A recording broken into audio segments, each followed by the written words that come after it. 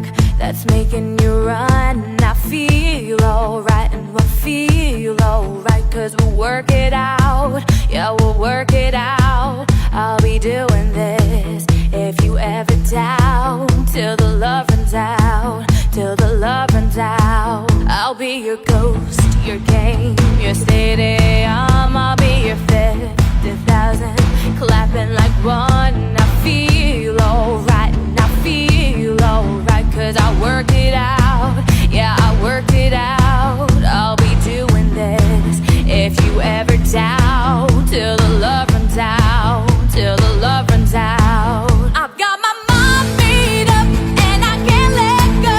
I'm killing every second till it saves my soul. I'll be running till the love runs out, till the love runs out. And we'll start a fire and we'll shut it down, till the love runs out, till the love runs out. Well, hello, I'm Jerry McKee. No, it's not Monday at 7 o'clock. It is Tuesday at 7 o'clock. You know, when you're retired, every day's a Monday, and it's good Monday. Well, we got Gene Actmann for you tonight. It's a special guest. He's got a big event coming up this weekend. Unfortunately, it's not in our neighborhood, but it's in another neighborhood. But I tell you what, it is grand, but you can still go in there and look and see kind of what he's talking about. Now, Gene plays the keyboard. He's in a band called the Butch Wax and Hollywoods. And some of you kids, y'all don't even know what Butch Wax is, but I do. And he also plays a bass guitar. He plays a regular guitar. He sings, and he's been playing professionally since 1977. Some of his major influences like Ricky Nelson, Don Henley, John Rivers, Paul McCartney, Johnnie Johnson. You can hear more about him. Eric Clapton, Chuck Berry, and Billy Peake. We've got a great show for you now. And I tell you what, I'm going to bring him on and let you talk and see. Here's coming Gene. Hi, Gene. Hey, hello. How's it going? It's going great, and thank you for having me. Well, glad you can make it on here. And I'll tell you what, Gene, you people's going to see and hear all these performers of these great stars that you performed with. And I was blown away. I said, wow, you got to be right there with them. And growing up, Gene, what got you into music? What was who was your very first thing that you said, oh, I've got to play this. I've got to do this. Well, really, I started out playing in the bands at school, and from the time I was in elementary school, and I think all of my brothers and sisters and I, we all played music. And my mother was a really, really good piano player, but she was just she didn't read. She just could sit down and wail away. So there's always a piano in the house and stuff. So that's kind of how I first got started playing music, doing all of those things. And then of all things, when I was in high school, then I was the drum major of the marching band. So I was the guy out in front doing all those antics. And I got a scholarship to go to college in music, but it was playing a tuba, the big sousaphone and tuba thing, Oh yeah. Yeah. And so I went to college, and, I'm down there majoring in music to come out. I was going to be a band director and all that sort of stuff, which I didn't really want to do, but I figured if I went and learned a lot of the things at college that you'd have to do when you're a music major, like learning a lot of music theory and just understanding the composition and everything in music. So I did that. And then I didn't finish college, so after about being in there about 2 or 3 years, I ended up getting a sales job back home in St. Louis, and which allowed me to go out and buy me some instruments. In this case, I bought a bass guitar and I bought an electric piano. And so I really wanted to learn how to play in a band. I didn't want to play a tuba in a German band at some park, So anyway, so I did that, and so I got this bass guitar and I got this piano and stuff, and I just took it in my basement, and I had a couple of specific records. one of them was this one that was called The Beatles Rock and Roll Music, which was a cutout, but it was all the Beatles songs before they wrote their own. You know, it was stuff like Paul McCartney singing Long Tall Sally, or Lucille, or the Beatles version of Kansas City, and all these great old songs. So I learned on the bass guitar how to play all of those songs, and then I figured I need to learn how to do it in various keys in case you're playing. So I learned all of that. But let me back up a second here first. So I decide I'm going to go in and get me some music equipment to learn. So I go into this music store, and they had this beautiful Rickenbacker bass guitar. It was blonde color, you know, and it was exactly like the one that Paul McCartney was playing in the band Wings. And he played it a little bit toward the end of the Beatles, like on Magical Mystery Tour and all that. And I went in there and I said, yeah, I want to buy that bass guitar. He says, well, and the guy in the store says, well, do you want to play it? And I said, no, I don't know how to play it. I just want to buy it. He said, well, I'll gladly sell it to you. I mean, I have some that's not as expensive as that. In this case, I can remember this was in 77, and it was $440. And so I said, no, I'll take that. I said, that's what Paul McCartney plays. And if that's what Paul plays, that's what I want, because I was a big Paul fan, you know. So I took that bass guitar and everything, and I like I said, I took it back and I started just listening to all these. So I had that Beatles record. I also had Chuck Berry's Greatest Hits. And so I practiced on all of those things. And I learned all those songs. And then I started, you know, sometimes living in St. Louis, Chuck Berry would come in to some local clubs. And sometimes he might set in or whatever. And I just thought, you know, I'm going to learn every one of Chuck Berry's songs in case he ever comes into some place where I'm playing, so that I would know how to play his songs and so forth. So, you know, I kind of did that. The bass guitar came a little quicker to me than the piano did, but I really loved playing both of them.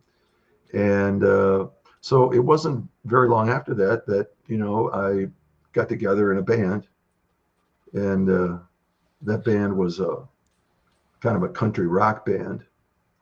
And we were playing at the time, 77, 78, 79 and stuff. We were playing the stuff like Charlie Daniels and Willie Nelson and Marshall Tucker and Leonard Skinner and that kind of music, that kind of rowdy country rock music that was popular at the time. Right. Yeah. Now, see, did you teach yourself on how to play these instruments? I know you didn't have YouTube back then. Exactly. Kids now, I mean, my grandson is 13. I mean, he's doing the YouTube thing and learning all this stuff. And we didn't have YouTube, and you just had to sit down there. And the thing that was interesting too is, and I tell people this, back in the day, you would have a record, maybe it was a 45, maybe it was an album. You would drop the needle on there. Okay, you try to listen to it. Okay, what are they playing? And you're trying to figure it out. Then you'd have to drop the needle back down again to go back to where you were to figure out what the next chords were or whatever you were doing. And really, it was the same way with lyrics. You know, if you're trying to learn how to sing a song, you have to listen on the record and you have to drop the needle down on it, and you'd scribble down what they first said, and then you'd have to drop it down again and scribble out some more. You know. Yeah, I used to DJ back in the early 80s and stuff, and when I was doing that, I think I started DJing on like 45s. I have a whole bunch of them, and you know, you got to cue it up where you know it's not going to have that before then, and an album's got to be a challenge. Yeah, for sure. And you know, it's funny because a lot of times you would write these words down and what you think they said, and it may not be accurate because you couldn't look it up. Like now you can say, what are the words to Hotel California or something, and it'll show what it is, but you need to listen to that.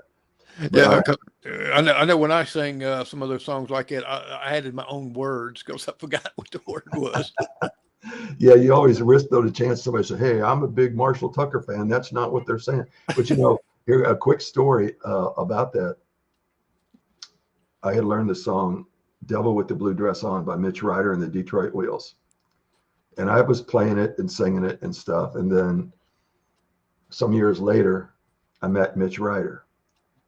And I said, and there was an area in there that I know that I wasn't singing the right words, you know.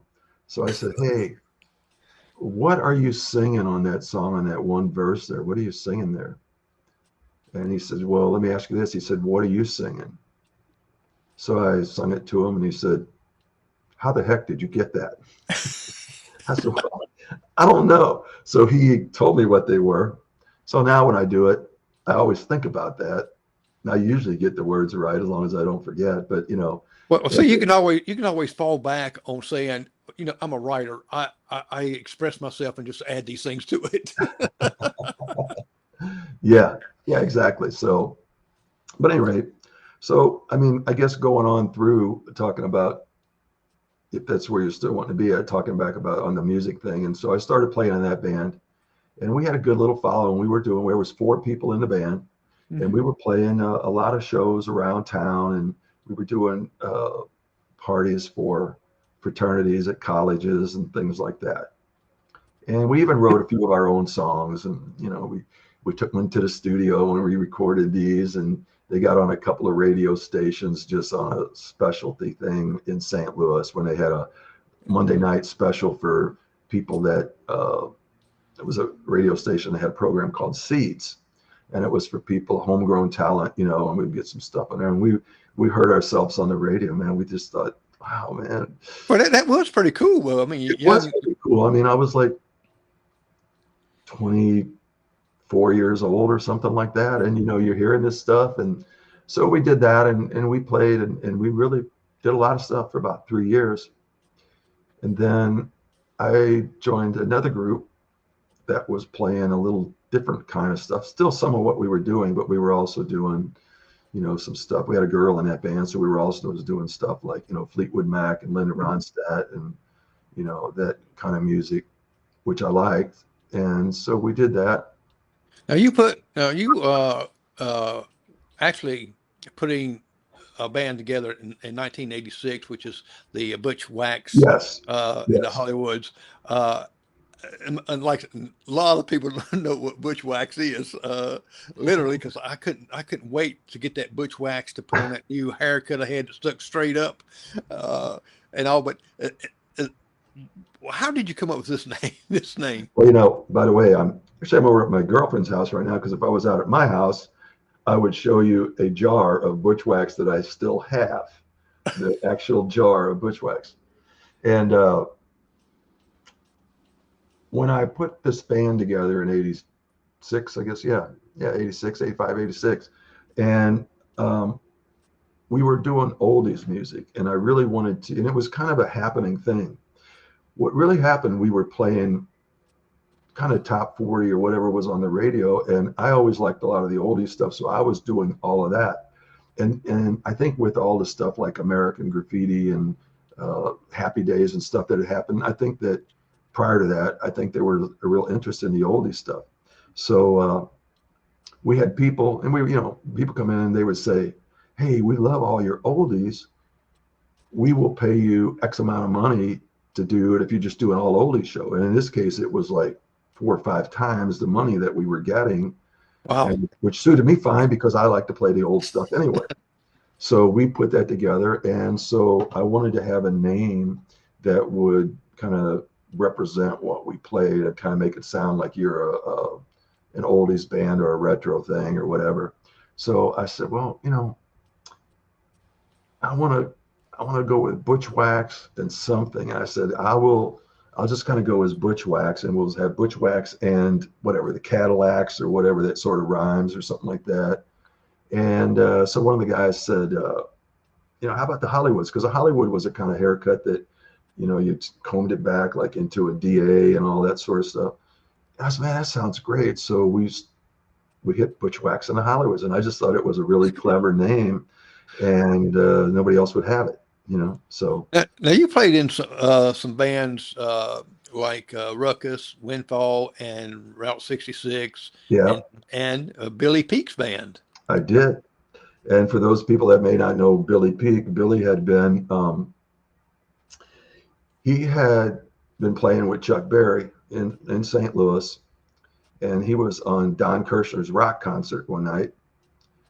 with Chuck, and he did a lot of stuff with Chuck. And while he was on there, then Rod Stewart and Ron Wood were watching this Don Kirshner's rock concert, and Chuck gave Billy a bunch of guitar solos and everything. And the story is that, you know, because Ronnie Wood was leaving to go join the Rolling Stones, and so Rod was looking for a guitar player.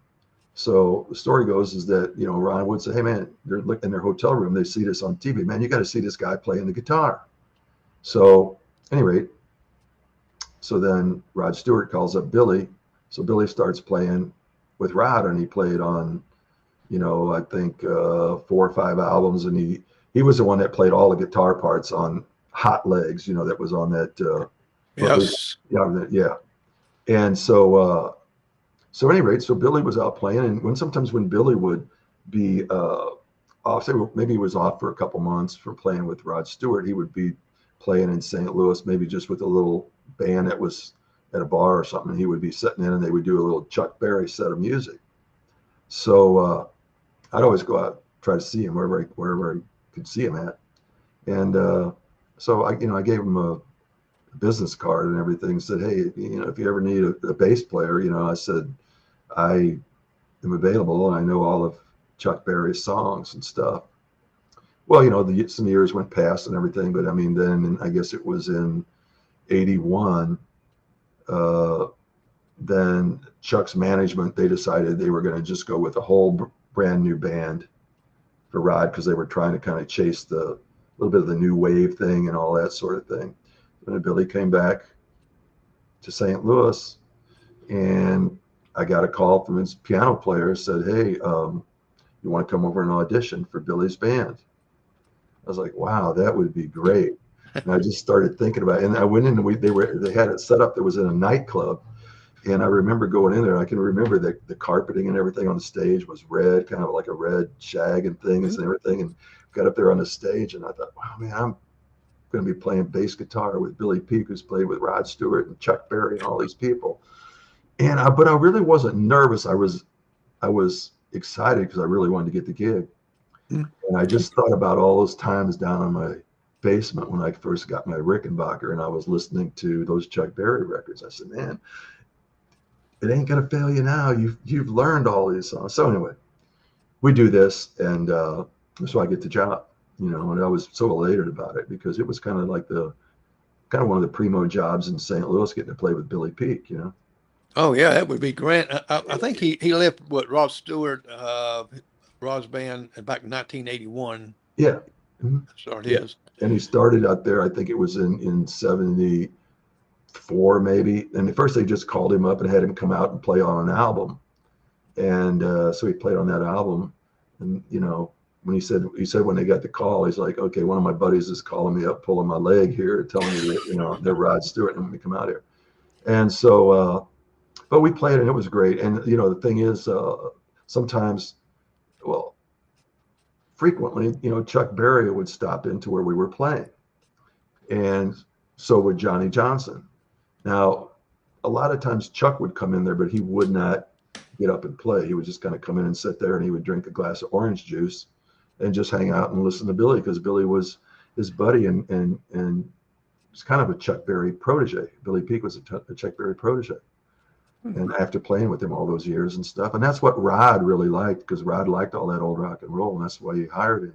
So, but it was a real thrill for me, and it was a great experience for me playing with Billy, because I really kind of learned how to be a pro, honestly, and getting people come into clubs or whatever and play with Johnnie Johnson, who played piano, and he played on all of Chuck Berry's records.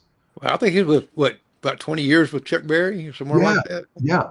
You know, he did. And all the hit recordings, every one of those hit recordings, you know, were Johnny was playing the piano on, you know, and they were kind of partners, really putting those songs together in the early days. You know, Johnny was there from the get-go, you know, and when, in fact, you know, it was Johnny's band called the Sir John's Trio, and one of the guys I think it was 1952, had come down sick. And Johnny knew who Chuck was, but Chuck wasn't famous or anything. He was just a local musician. So Johnny called him and said, I need somebody to fill in for me on New Year's Eve. Would you be available? I said, sure. So we go down, they play this New Year's Eve thing, and then it kind of took off from there. And as they continued to get more work and stuff, I think he said, well, maybe we should call it the Chuck Berry combo or whatever. And so Johnny was an easygoing guy, you know, so he just felt like, well, you know, Chuck's a go-getter. We'd probably get more jobs, you know, with Chuck. So that's what they did. And then in 1955, was it Chuck Berry Music and the Blues? Was that? What is it now? Was it Chuck Berry Music and the Blues? Yeah. Yeah, it was. And so, but then in 1955, they drove up to Chess Records in Chicago, and they recorded their first 4 songs, and then it kind of just took off from there. You know, they recorded Maybelline. They did a blues song called Wee Wee Hours, and they did. I see my grandkids down there waving to me. Look, and Wee Wee Hours, and they did Back in the USA, and they did Too Much Monkey Business. Yeah. And that's what kind of took the thing and really took off. Now Billy is the one that introduced you to Chuck Berry and Johnnie Johnson and Carmine. Yes, Carmine Appice. Yes, He did. Yes. And you got to play with.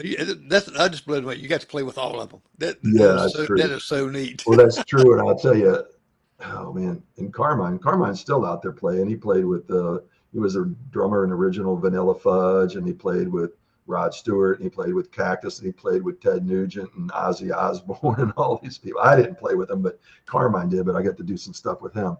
So, but that was just, it was thrilling stuff. And then when my daughter was born, I took a couple of years off and didn't do anything. I just took care of getting my daughter, raising her and getting her up and going, from being an infant. And then I decided, back after about 3 years, I thought, boy, I'd like to kind of get back playing music. And I hope that it hasn't passed me all by, because it was all that new wave music and stuff. And then I just thought, hey, you know what? I think I can still play a lot of oldies and stuff. So I decided to put a band together, and that became, Butch Wax and the Hollywoods. And as you mentioned, I've had it together for 40 years, and we've got to do a lot of shows with a lot of people, and it's been great, Well, I know on your website you're talking about Johnny, and you became real good friends, and he recorded with the Butch Wax on all of your CDs and your even sports song. Yeah, that's right. Johnny, and Johnny, well, one of the things, and I was telling somebody the other day when they were interviewing me about something, I'm saying that, I always loved Chuck Berry's music, and I was always kind of listening in on the piano thing, but I had no idea who the piano player was, because everything wasn't always written on a 45 or whatever. And then when I kind of started doing stuff with Billy Peake, he schooled me on Johnnie Johnson, and I kind of sought Johnny out and to try to find him and where he was playing and trying to learn. I didn't master it, but I wanted to try to learn to play like he did, And so, that's kind of how that happened. But yeah, I'd go out and see Johnny at all these little nightclubs and stuff, Now you talk about your first guitar that you bought. I think it's a Rickenbacker. I just wonder how much today that would cost. Probably about $3,500, something like that, I guess, But it's been a good investment for $440 because I made a lot of money while I was playing it, and it's still worth it, and I still have it. A lot of people get rid of their stuff, but I still have mine. Well, if it's good enough for the Beatles, it's good enough for you. There you go. Right? That's exactly right. Yeah. And so, and Randy Meisner from the Eagles, he used to use that same color Rickenbacker and stuff too. So, it was a good company with Randy and Paul McCartney. So, but anyway, so I going back to that, so I put because you were asking me about Johnny. So we Butch Wax, and we did some CDs, and Johnny would come down and play on them. It was a thrill. It was a thrill to have that.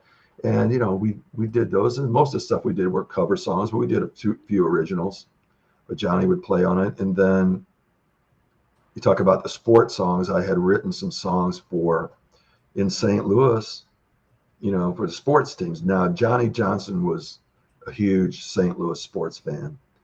And so when the Rams were here, the Rams, St. Louis Rams football team, they ended up going to the Super Bowl.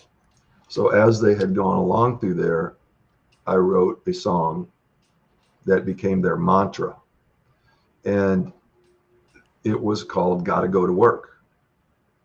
And it was really, it was so cool because, you know, it really, the coach of the football team's name, that was when Dick Vermeil was the coach. And I'd seen something in a newspaper article, and he said something to the effect, yeah, we do this little thing at football practice, and we're trying to get it to catch on, and it's called Gotta Go to Work. So we'll say, you know, hey, special teams, what are we going to do? And they'd all holler, gotta go to work. You know, or he'd do the same thing with the offensive line or whatever. But he said, we're trying to get it to catch on as a slogan in St. Louis. So I sat down on my piano in my basement at my house. I just started writing that song, you know, and it was kind of a crowd participation type song. And so then I got together with my band, and there was a DJ in St. Louis, and their radio station was the home of the Rams. And, you know, I called him up and I said, hey, you know, we're doing this song, you know, and would you want to, you know, come and sing backups or something like that on it? And he's like, well, yeah, because he's a singer in a band, you know. Yeah. But he said, hey, partner, I'd like to sing the lead vocal on it. And I thought, well, okay. I mean, it might be better having him sing it or whatever. So whatever. So we got together, sat down with all the guys, had a horn section, all my guys in my band, sit there and did it out. Took it down to the studio. That was at a practice. Went down like the next day to a studio, and we recorded it and burned it off onto a CD. And the next day it was getting played all over the place in St. Louis because the Rams were right in this run to the Super Bowl, and they were winning. It was excitement. Every game was sold out, blah, blah, blah. So they would have us come down and play at these rallies as it continued on to the Super Bowl. Several thousand people, you know, and the way that the song would go, you know, like it would say, you know, people stand and shout it, let it be heard. Come on, all you Rams fans, gotta go to work. You gotta work. And everybody's like, gotta go to work. And everybody would sing it wherever you were in the stadium or whatever. And so it was just very cool. They had to be really exciting to write of some music, and for the Rams to use this in the Super Bowl and to be part of that, all that excitement, you know, because they're going to the Super Bowl. As it materialized, you know, as it continued. The thing about it was, though, because I didn't write this at the beginning of the season. I wrote it about towards the end of the season when they were really going. And it's like, hey, these guys are real. They have a real chance to be going to the Super Bowl. And we would play at these things and these rallies and these events downtown. But then at the end, when they won the Super Bowl and they had a Super Bowl victory parade downtown, Johnnie Johnson and I played down there in this band, and they had all the Rams players coming in blue Rams pickup trucks, and they would get out and they would come up on stage with it. It's Gotta Go to Work is about a 3-minute song. This was about a 35-minute song because we had to keep repeating it because all these Rams players were getting up on stage singing along with this song. And Johnny was having a great time because he had some just beautiful piano stuff in there, and it was very exciting. And like I say, all the owners of the team and all the players and stuff were on stage singing it, and the fans were. It's something that was a really big night. I'll always remember that. And you know, it was funny, man, because back then, you know, you didn't even have, we got this thing together. So I burned off some CDs and whatever, quick overnight CDs, several of them, because people were wanting this. It was just this song that was on a CD. Mm-hmm. And so people were wanting it for their Super Bowl parties. You know, bars were wanting it for their jukebox for a Super Bowl party. So, and these guys, and there was we didn't have necessarily a venue to sell it from because it was churning so fast. So, I was selling it from my house. I was taking CDs in gym bags and going to bars and saying, "Hey, I'm the guy that," and people say, "Oh," I had guys that had nightclubs that say, "Hey, well, I'll give you $100 for one of your CDs." And I said, "Well, I live, well, hey, I'll drive out there, just, do this." And so then the grocery stores bought them, and it was all in there. And it was great. That's great. I Now, could go out to my mailbox every day, and for a long time, and there were checks coming in. And I was like, wow, this is pretty cool. now when you put the song together and you went into the studio, Butch Wax went into the studio, and I think you had Johnnie Johnson to play the piano, Ray Balmar to play the Yeah, Ray saxophone. played sax, and I had my friend Smash was, Yeah. doing a lead vocal. He was a DJ and stuff, and actually Ray Ballmer played in the band with Smash. So I had those guys come down to play along with Butch Wax, and we did this thing. And Johnny, I mean, it was the stuff that Johnny played was just, again, it was one of these things. I thought, yeah, it's a pretty good song, but when Johnny came in and put his groove on it and his piano stuff, it was like, wow, this is pretty good. And just because of that song, they went on to win the greatest Super Bowl game ever, all because of your song. Well, I don't know about that, but it was cool to be part of it. And like I say, then after that, there was just a lot of activity around that, and it was just a fun thing to be part of. And like I say, my friend Smash there, he had the radio station that was the voice of the Rams. So those guys were playing that song constantly out there. And, but yeah, and then after that, we thought, hey, maybe we're onto something here. So I said, well, we do one here for, the St. Louis Blues hockey team. So we wrote one there. It was called Let's Go Blues. And again, Johnnie Johnson came down and played on it with us. And the cool part about that is they used that song for on the Jumbotron, yeah, when the skaters would skate out, introduce the St. Louis Blues, and they would do it, and they would be playing our song on the Jumbotron up there. And it's like, go down there to those games, and it was like, wow, this is pretty cool, seeing your stuff, hearing your stuff up there while the Rams were skating out. And well, how did it feel? The Blues, I must say.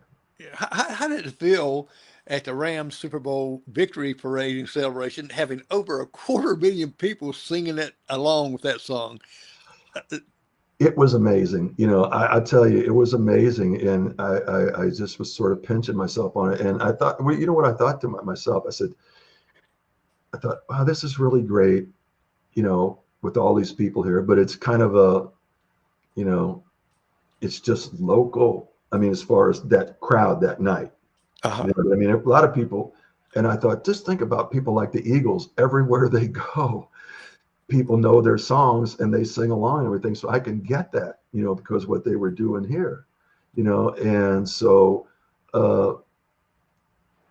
during that time, I still have a book of letters that I got from all over the United States and even the world.